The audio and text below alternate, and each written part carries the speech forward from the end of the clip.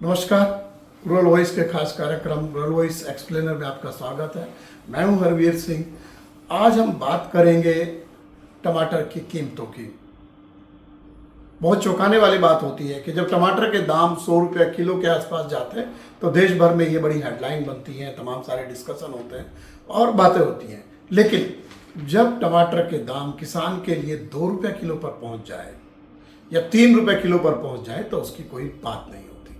अब स्थिति यही है और ऐसा नहीं है कि किसान के लिए कीमतों का बुरी तरीके से गिरना उपभोक्ताओं के लिए बहुत अच्छा हो, क्योंकि जब कीमतें इतनी ज़्यादा गिर जाती हैं तो किसान या तो फसल को खेत में छोड़ देता है या अगले साल उसका उत्पादन कम कर देता है और उसके बाद जो कीमतों में उतार चढ़ाव होता है उसको फिर उपभोक्ता झेलता है और सरकार के ऊपर उसका असर आता है। वैसे रिजर्व बैंक के लिए सुखद बात है, क्योंकि रिजर्व बैंक ने 5 साल के बाद 7 फरवरी को रेपो रेट में 0.25% की कटौती की है, क्योंकि इकोनॉमी की हालत बहुत अच्छी नहीं है, जीडीपी के नंबर्स अच्छे नहीं हैं। रिजर्व बैंक के ऊपर बहुत दबाव था कि वो ब्याज दरों में कटौती करें, जिससे कि जो पैसा है वो निवेश के लिए सस्ता मिले, मैन्युफैक्चरिंग वालों को सस्ता मिले और उससे जो हमारी अर्थव्यवस्था है उसकी रफ्तार तेज हो जाए।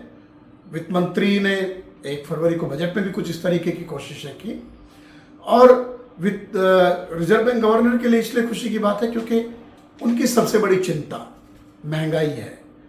हालांकि दिसंबर में जो महंगाई के आंकड़े हैं अगर मैं वो देखूं तो 5.22% पर जो कंज्यूमर प्राइस इंडेक्स, जिसे हम रिटेल के इन्फ्लेशन कहते हैं, वहाँ पर रही और रिजर्व बैंक का जो लक्ष्य है वो 4% पर इसको लाना है, ±2%। हालांकि चालू वित्त वर्ष में रिजर्व बैंक समझ रहा है कि 4.6% पर रहेगी महंगाई दर और अगले साल इसको 4.2% पर ले आएंगे, तो उनके लिए सुखद है। इसीलिए ये एक इंडिकेशन दिया गया कि ब्याज दरों में कटौती की गई, जिसका 5 साल से इंतजार था और अगली कटौती भी जल्दी हो जाएगी, क्योंकि सरकार को और रिजर्व बैंक को चिंता है कि जो लोगों की ईएमआई है वो कैसे कम हो, लोगों के हाथ में ज़्यादा पैसा कैसे आए खर्च करने के लिए, जो इकोनॉमी को रफ्तार देगा। लेकिन देश का एक बड़ा हिस्सा जो लाखों करोड़ों किसान फल और सब्जी का उत्पादन करते हैं, उनके हाथ में पैसा कैसे बढ़े इसकी चिंता नहीं होती।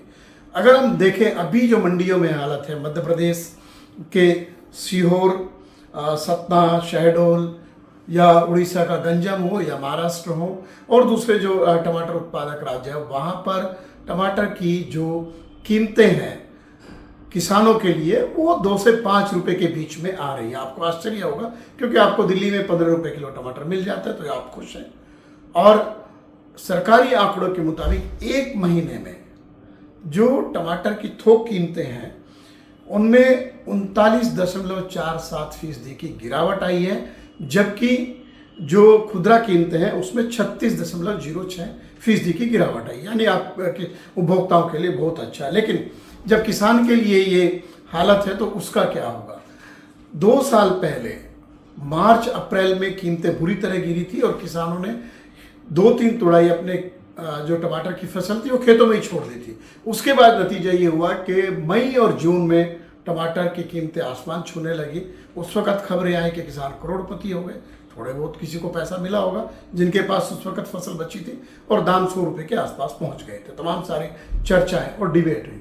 लेकिन जब गिरती कीमतें हैं, सरकार ने कल ही कुछ फैसले लिए कि सरकार जो पीएम आशा स्कीम है, प्रधानमंत्री अन्नदाता आय संरक्षण योजना जिसे हम कहते हैं, उसको आगे बढ़ाया गया 1 साल के लिए। उसमें कहा कि जो तुअर है, उड़द है, मसूर है, उसकी 100% खरीदी 4 साल तक सरकार करेगी। लेकिन हकीकत यह है कि पिछले दिनों इनके दाम जो है एमएसपी से नीचे आ गए थे और सरकार ने तुअर और 1-2 दालों के लिए अगले 1 साल तक मुफ्त आयात जो है इनका, उसकी अवधि बढ़ा दी। तो किसानों की चिंताएं इस तरीके से।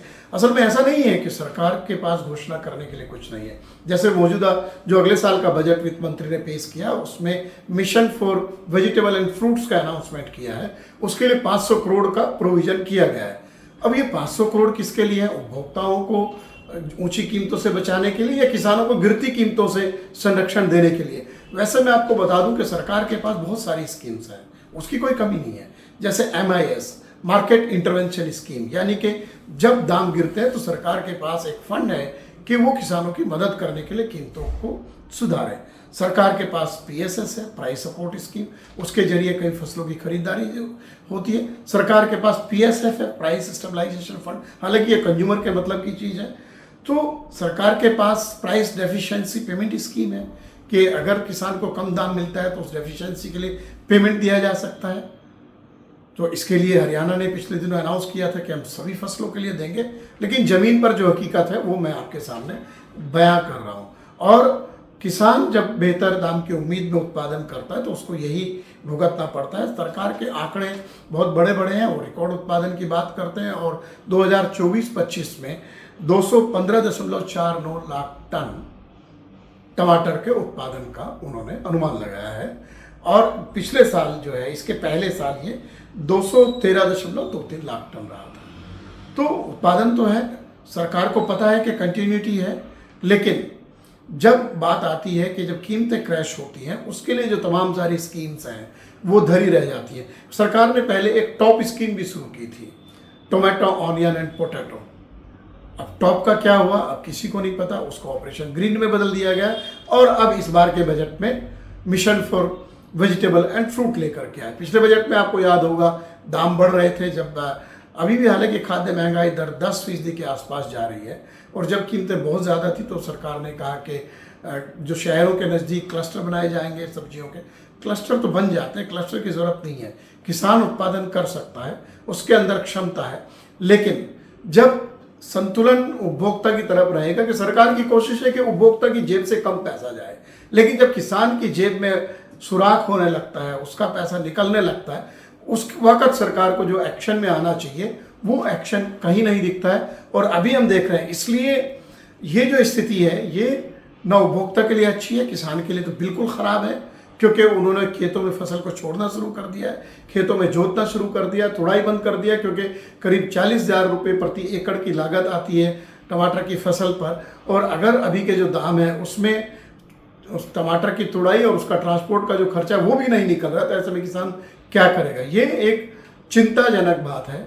और मेरे ख्याल से जो सरकार है उसको बयानबाजी से आगे आकर के किसानों के हितों को सुरक्षित करने के लिए काम करना चाहिए। और ये बात सही है कि बार बार जो सुर्खियां बनती हैं कि प्याज के दाम, टमाटर के दाम, आलू के दाम, उससे उपभोक्ता परेशान होता है और सबसे ज़्यादा रिजर्व बैंक परेशान होता है, क्योंकि खाद्य महंगाई दर जब बढ़ती है तो महंगाई की जो दर है उसका जो अपना एक टारगेट है उसके ऊपर चली जाती है और उसके बाद उसको कई सारे कदम उठाने पड़ते हैं।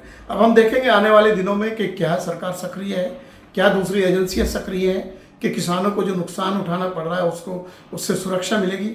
अगले एपिसोड में फिर हम एक महत्वपूर्ण मुद्दे के साथ आपके सामने हाजिर होंगे। तब तक के लिए नमस्कार। आप हमारे YouTube चैनल रूरल वॉइस इनको सब्सक्राइब करें और हमारे जो सोशल मीडिया हैंडल है रूरल वॉइस इनके नाम से उनको सब्सक्राइब करें। नमस्कार।